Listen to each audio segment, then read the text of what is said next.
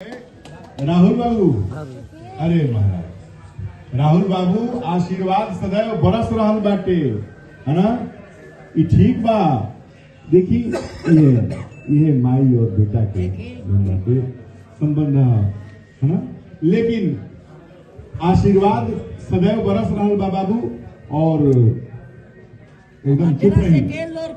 माई रहती तो पूछती नू, अबे बड़ा रोला थे का होता ना। ठीक है कि बाकी है आवता माई के बाबू के तो आई माई बाकी रोला से कोनो इसी नहीं खे कैसे यहाँ के आशीर्वाद से बाबूजी के इतने तो संतुष्टि बा कि अचरा छोड़ के चल कहे दिहरे इतना दूर माई। अब के बबुआ कही के हमके पास बुलाई, तोरा बिना जी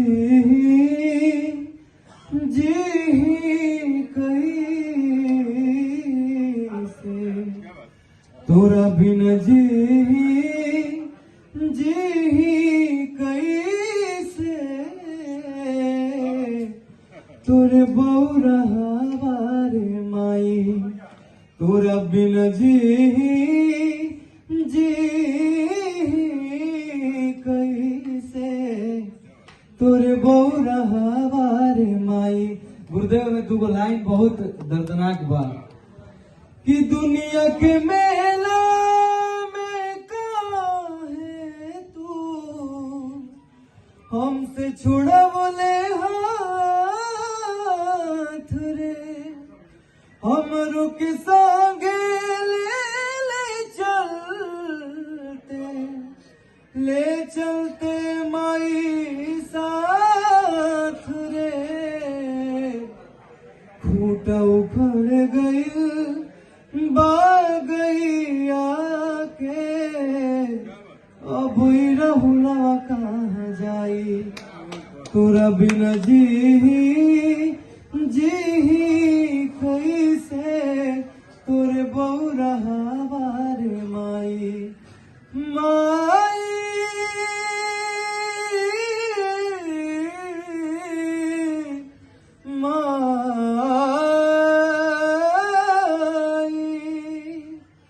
तोरा बिना जी कैसे, तोरे बौरहवा रे माई।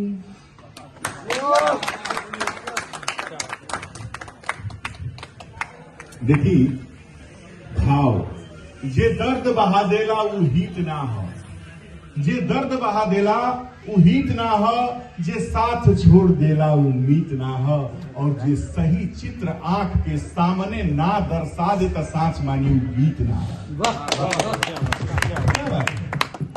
देखिए गायकी के संगे संगे भावना जो बाटे है ना, और माई के वो माई के आशीर्वाद जो बाटे वो जाके और जो बाटे भगवान के से मिलके और वो बढ़ गई शक्ति आशीर्वाद वाला, और ऐसा आशीर्वाद हो जैसे आई कि आज जो बाटे राहुल बाबू, आज जो बाटे विश्व भोजपुरी पटल पर जो बाटे आज लहलहा रहल बानी, जगमगा रहल बानी। तो माई के आशीर्वाद सदैव बनल रही और हमनी पर भी बनल रही, सब पर बनल रही। वाह, बहुत सुंदर। आप बताना चाहेंगे एसएमएस की आप खुद ही ऑनर है और चाचा कुछ देश बेरा के जितना बुआ नया नया बाढ़ है वो भुला जाता है। हाँ माई कहती है रे बाबू तेरी एक लोटा पानी में भाई का फटाफट करती है, माई के डांटते रहे, बाबूजी के हाथ देते रहे। हाँ बाकी माई बाबू दुनिया में सब कोई ऐसा बा कि जेके माई बाबू दोबारा आवे वाला नहीं थे। अब माई के प्यार बाबू के दुलार ई दुनिया में केहू देवे वाला नहीं थे, है ना? माई बड़ी कष्ट कैले बड़ी, माई 9 महीना डोले बड़ी, पैदा कैले बड़ी, चोटी पे साफ सब गया आचर में भइल बा, आई के याद बा ना। ई त नाव का जब से कुछ का गड़बड़ ना कर, लोग शिकायत करे ना। नहीं थे कहे कि गड़बड़ हाँ हाँ हाँ हाँ डाका जो पिया बोले तो बढ़िया से यही प्याज आकर अगला भटक भटक बोले बाकी समझत नहीं को सजन मेहरारू का लिया माई का लिया है। तो यह बात बा कि माई के जितना लोग बाप बाबू सुनता माई बाबू के प्यार भाई करे के चाहिए।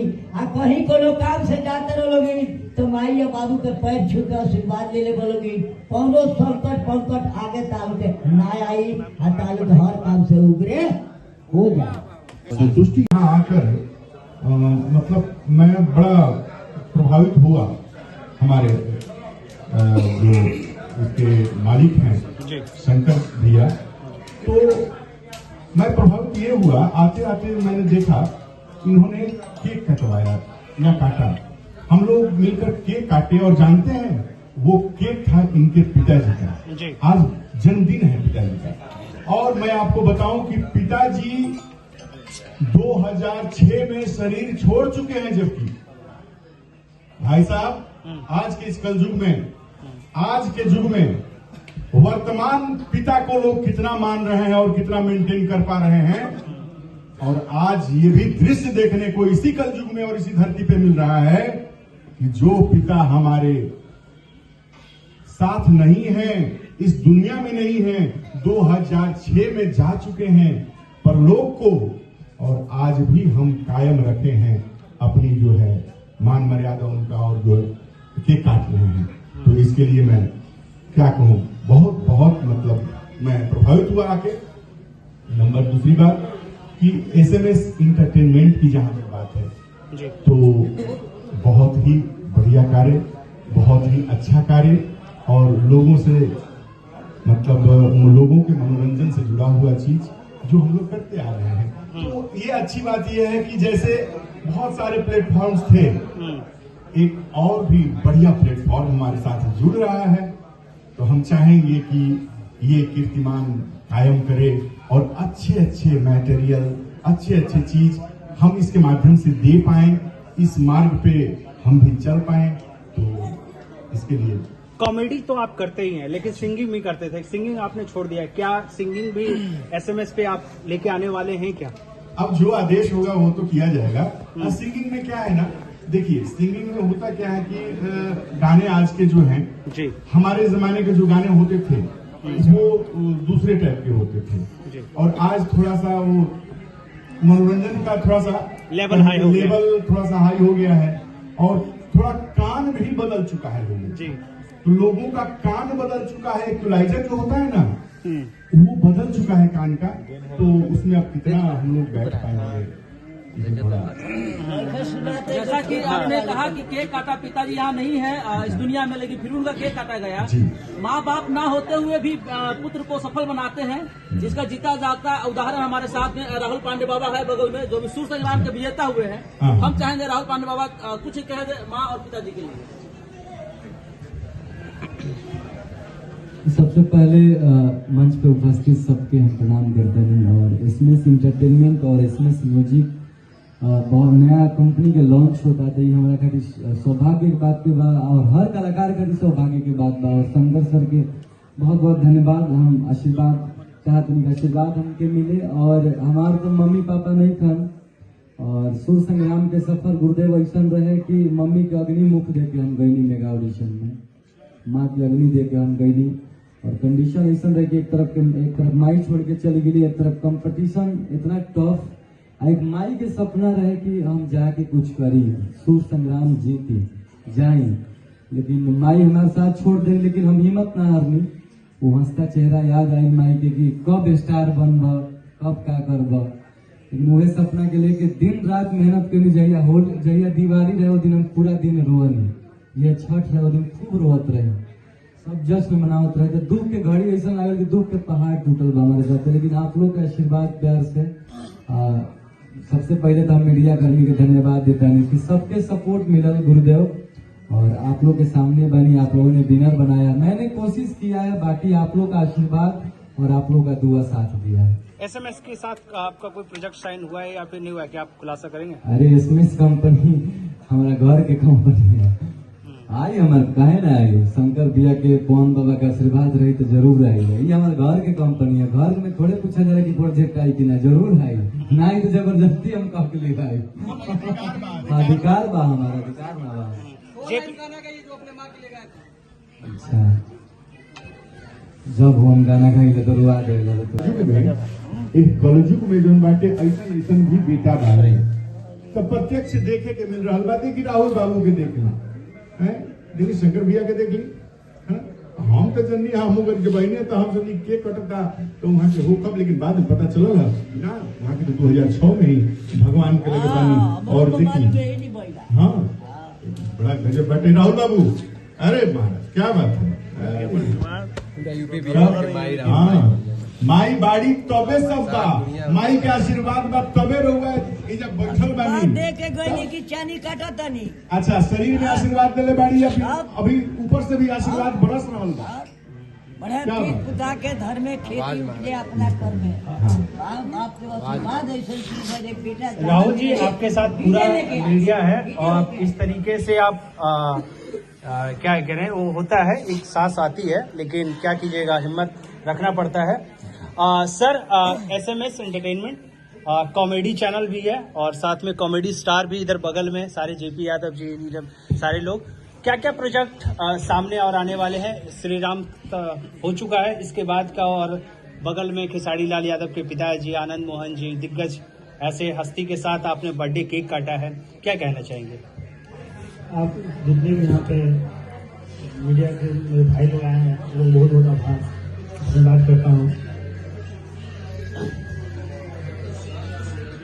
आज जो ये कार्यक्रम को पहले चैनल का पूरा बता देते हैं SMS का मतलब था शिवमंगल सिंह मेरे पापा का नाम था शिवमंगल सिंह तो हम उन्हीं के नाम से चैनल की शुरुआत कर रहे हैं हमारा धनबाद में कॉलेज भी है हमारा माइनिंग कॉलेज है धनबाद में प्रोफेशनल कॉलेज भी है तो जो भी काम करते हैं पापा के नाम से करते हैं और आज जो कुछ भी है वो माता जी पिता जी का आशीर्वाद है आज मेरे सौभाग्य का बात है कि दोस्तों को मुझे बहुत किताब मिल गया मंगरू यादव जी जिनका हमको आशीर्वाद मिला और क्योंकि मंगरू चाचा के बारे में कहा जाता है कि जिसके म्यूजिक लॉन्चिंग में या फिर जिसको आशीर्वाद देते हैं उनकी कंपनी सुपर डुपर हिट हो जाती है ब्लास्ट कर जाता है तो ऐसे में फादर हैं तो फिर इस ठंडे के मौसम में चाचा जी आए यहाँ पे और हृदय भी आए हैं खेसारी लाल जी के बड़े भैया तो आए हुए हम लोग साथ जी तो खेसारी लाल जी के पूरा परिवार मित्र जो है पवन पांडे जी उपस्थित है पुराने सहयोगी शंकर सिंह जी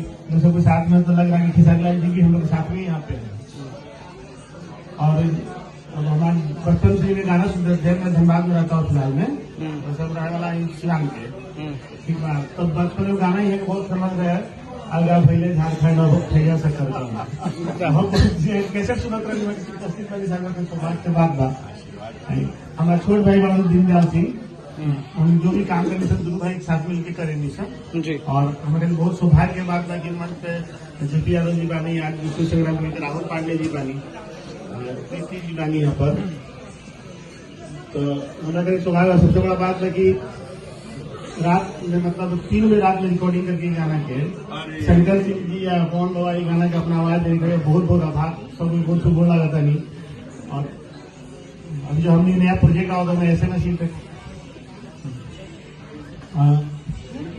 और पूरी के कई सारे कलाकार बड़े बड़े कलाकार जैसे पवन सिंह के हम ये शुरू के पहला जो गाना रिकॉर्डिंग है जो भी नहीं वीडियो बाकी था तो सोनू सरगम जी अपन समय निकाल के उन्हें का आवाज पहला रिकॉर्डिंग दो गाना के लिए सब सैड सॉन्ग है तो पहले राम जी तो पहले ही से भी बने भजन हो गए तो शंकर जी सिंह जी कौन हुआ लोग मेहनत करेंगे लोग गाना आई सोनू जी भी रही सकला सोनू सिंह जी बनी खुशी के कई जी सब भी गाना हुआ था पहला सब जो सेट से रिकॉर्ड करी सोनू सरगम जी के ही आवाज में वहाँ के लिए आई बने पर समय नहीं करके बहुत बहुत धन्यवाद चुकी है बहुत सारा कार्यक्रम रहेगा और भाई जाए वाला कल जमशेदपुर यहाँ के 3 बजे रात में जाके इन्वाइट करें सकते यहाँ के बलिका में उपस्थित होकर हाँ वहाँ भाई गाड़ी पंचर कर आज ये गाना के उपलक्ष्य में इसके सिंगर जो बहुत ही फेमस राइटर है पवन पांडे बाबा और साथ में शंकर जी जो बहुत ही फेमस म्यूजिक डायरेक्टर। हम चाहेंगे 2 लाइन इस गाने को शुरुआत। अच्छा, एक चीज और बोलना चाहते थे जी कि जैसे कंपनी के जो फाउंडेशन में बा ये पौने बाबा के बनावल हम सब वही करें। हमारा तो हमारे संगीत के मन का बोल जाओ कौन बाबा गाना गा दीजिए, थोड़ा सा 2 लाइन गाइए। हेलो, गूगल मैप चाहिए दूगो। एगो यो माइक नहीं हाँ। दीदी एक और माइक किधर है? बैठे रहिए हेलो हेलो, सारे। चलिए आज सब लोग ऐसा कोनो आदमी नहीं थे जो सनातन से जो सुबह उठे जय श्री राम जय ऊपर आ श्री जाइए, राम थोड़ा गाते सा ऊपर आ जाइए आप सामने। शंकर जी राम नहीं आ जाता ना।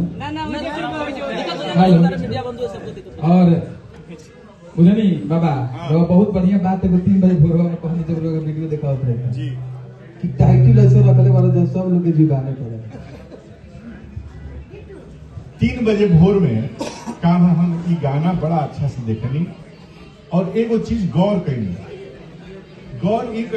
कि ये है गाना के जो टाइटल रखाइल बा वो टाइटल के सब लोग बहुत कुछ टाइटल रखा था। कहीं गाना तो रामचंद्र जी पे, श्री रामचंद्र जी पे जन बाटे सैकड़ों गाना होता है सब, लेकिन यहाँ के जो टाइटल पता ना काहे भगवान छोड़ दिले रहे यहाँ के तत्काल रख लेनी। जानते नहीं वो टाइटल के नाम का है जय श्री राम। अब बताइए रोज हम 20 बेर कहते नहीं जय श्री राम, लेकिन केहू ना टाइटल रखल अनु यहाँ के भाग में रहे। बहुत शुभकामना, बहुत शुभकामना। चलिए वह सुना दी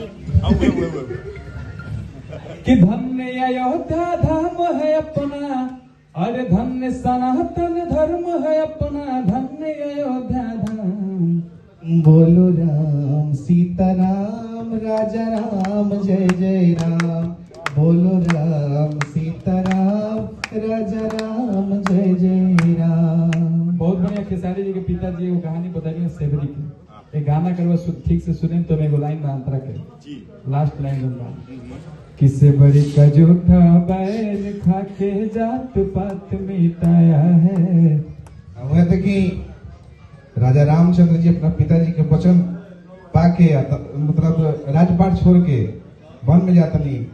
अरे राजपाट छोड़ के श्री राम ने वन को निभाया है। एक दूसरा हम बताओगे सब चाहता थे भले ये न्यूज में चाहे वीडियो में बहुत सारों के बोरिंग चीज लगे, लेकिन हकीकत बताओ तो सच्चाई बताओ तो रामायण सिर्फ एक ग्रंथ ना है। रामायण एगो पुस्तक ना है। रामायण वो मर्यादा के नाम है जौन की हर मानव रूपी शरीर में विराजमान है। और राम हर आदमी के शरीर में सांस के रूप में राम बन के दौड़े लो। जब राम इस शरीर से छूट जाए तो वो शरीर डूब जाएगा। जैसे कि जब राम सेतु के निर्माण होता रहे और राम सेतु के निर्माण में श्री रामचंद्र जी अपना नाखून से जय श्री राम लिखत रहे पत्थर पे और 9 लोग का स्पर्श करते रहे। तो भगवान सोचने कि हम वो पत्थरवा डाल दी, भाई सब लोग डालता कि लहरी डालती है, सब लोग डालता तो हमें वो पत्थरवा डाल दी। तो जैसे ही भगवान पत्थरवा लेके डलनी तले डूब गए। तो भगवान आके पूछनी हनुमान जी से कि हे हनुमान, हम पत्थर डाले तो डूब गया और आप लोग डालते हैं तो डूब नहीं रहा। तो हनुमान जी ने एक बहुत बढ़िया बात कही हनुमान जी कि जेकरा के रउआ छोड़ दे वो डूबिए जाए। तो ऐसे जे भी सनातन प्रेमी बा और जे भी सनातन धर्म से जुड़ल बा वो भगवान श्री राम के मूर्ति अयोध्या में रखा रहल बा। सब लोग दीपोत्सव मनाई, लेकिन सबसे जरूरी चीज बा कि वो मूर्ति को अपना हृदय में उतारे। और जब तक अपना हृदय में जहिया उतार ले तैयार हुआ कभी भी घर में लड़ाई ना हुई और आपके जीवन में कभी भी कष्ट ना हुई। बहुत बढ़िया वो गाना ए अंतरा में लाइन लिख ले बनी हम कि भाई भाई का प्रेम क्या है राम ने सबको बताया है। भरत और राम आज भी चित्रकूट गवाह बा कि भरत और राम जी के आंख के आंसू से वो जी के पत्थर पिघल गए लगे। जब वो भाई भाई के प्रेम है बिना आज कल के केहू अगर माई बाप जी कहे कि तू राज सारा जमीन तारा के चला लिख देता तो तुरंत कहीं चला लिखिए दो। दूगो तीन गो भाई बहनों का चिंता नहीं थे, लेकिन भगवान श्री राम दोसरा के माई मतलब भरत जी के माई, और जबकि भरत जी खातिर राज मंगाई रहे, तब भरत केकई के कहला पर वनवास चल गए। तो आप तमाम लोग जितना लोग बा, चलिए अब लेक्चर ना देने का, लेकिन सच्चाई है बा कि आप सभी अपने जीवन में इस रामायण को उतारिए, और जिस दिन अपने आप हृदय में अपने राम मूर्ति भगवान राम को अपने हृदय में बसाइएगा। राम कोई मूर्ति नहीं है, राम कोई पुरुष नहीं है, राम कोई भगवान नहीं है, आपका सांस आपका राम है। जिस दिन ये राम आपका साथ छोड़ देगा, उस दिन आपके घर वाले आपका साथ छोड़ देंगे। कोई भी आपको नहीं पूछने वाला है जिस दिन आपके शरीर से सांस निकल जाएगा। चलिए एक सवाल कैसे बहुत सारा दोस्तों क्या समझे कि अब एक famous music director Shankar Singh और फेमस राइटर पवन पांडे बाबा, ये दोनों मिल गए हैं, अब तो कहीं न कहीं गायकों के लिए चिंता की बात है। हाँ, ये बात हम लोग भाई अलग कब थे? और आप दोनों मिलकर गाने लगे हैं, गायक का जो पद था वो आप नहीं ले लिया है, तो चिंता की बात है। गायकों के लिए चिंता की बात है। हाँ, गायकों के लिए चिंता की बात है। कहीं ऐसा कि सारे सिंगर मिलकर हड़ताल पे बैठ जाते। अगर दूसरा गाना अगर आया आप लोगों का, तो हम लोग जाके अनशन करेंगे सेक्रेटेरिएट पे।